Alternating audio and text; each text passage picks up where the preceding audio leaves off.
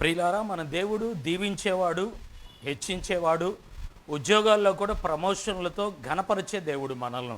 Bible సామెతలు 28వ అధ్యాయం 20వ వచనంలో, నమ్మకమైన వానికి దీవెనలు మెండుగా కలుగును, ధనవంతుడగుటకు ఆత్రపడువాడు శిక్షనందుకుపోడు అన్నాడు. ప్రియులారా, దేవుని దగ్గర మనం నమ్మకంగా ఉండే దేవుడు మెండైన దీవెనలు కలుగు చేస్తాడు.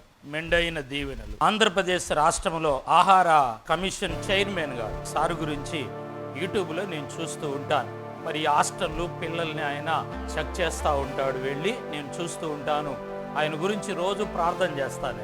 ఆయన గురించే కాదు కానీ సేవకులు ఎవరైనా కానీ, దేవుని బిడ్డలు ఎవరైనా కానీ, దేశం కొరకు, రాష్ట్రం కొరకు, దేశంలో ఉన్న ఉన్నత అధికారులు వారి కొరకు ప్రార్థన చేస్తారు. నేను కూడా విజయప్రతాప్ గారి గురించి ప్రార్థన చేస్తాను. ఎందుకంటే ఆయన ఉద్యోగంలో, ఆయన చేసే పనిలో, ప్రియులారా, మరి పిల్లలు హాస్టల్లో చెకప్లు ఆయన వెళ్ళి చూసే విధానాన్ని నేను చూస్తూ ఉంటాను యూట్యూబ్లో.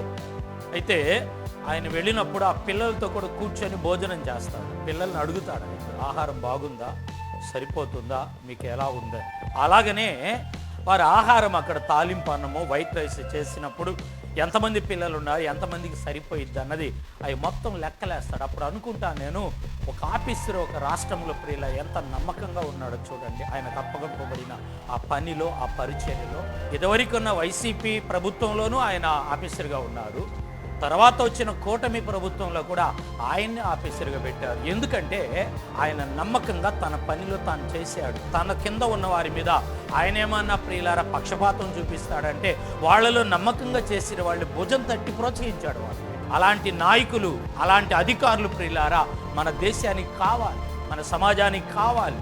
నేను అంటాను, దేవుడు కూడా కోరుకునేది దీవించాలి, ఆశీర్వదీయాలంటే ప్రియులారా లేఖనంలో నమ్మకమైన వానికి దీవెనలు మెండుగా కలుగును. ఓ క్రైస్తవుడా, దేవుని మందిరానికి వస్తున్న దేవుని బిడ్డ, ఉద్యోగం పోయింది, ఉద్యోగంలో ప్రమోషన్ లేదు, నా జీతం సరిపోవట్లేదు, అధికారులు కోర్టులో వేశారన్న నేను దేవుని మీద నువ్వు ఏదో సాకులు వేస్తూ వాపోతున్నావు. కానీ అసలు నువ్వు నమ్మకంగా ఉన్నావా? నీ అధికారుల దగ్గర, నీ పనిలో, నీ సంఘములో, నీ సేవకుని దగ్గర నువ్వు వాక్యానుసారంగా నువ్వు నమ్మకంగా ఉన్నావా? నమ్మకంగా ఉంటే మెండైన దీవెనలు నీకు కలుగునుగాక. దేవునికి స్తోత్రం.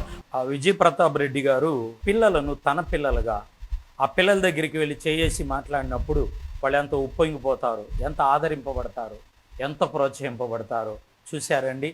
మనము సమాజానికి, సంఘానికి కూడా అలాంటి ప్రయోజనకరంగా మనం ఉండాలి. నీ జీవితంలో ఎలా ఉన్నారు, మీరు ఎలా సాగుతున్నారు ఒకసారి జ్ఞాపకం చేసుకో. నీకు అప్పగింపబడిన దానిలో నమ్మకంగా మనం కొనసాగు.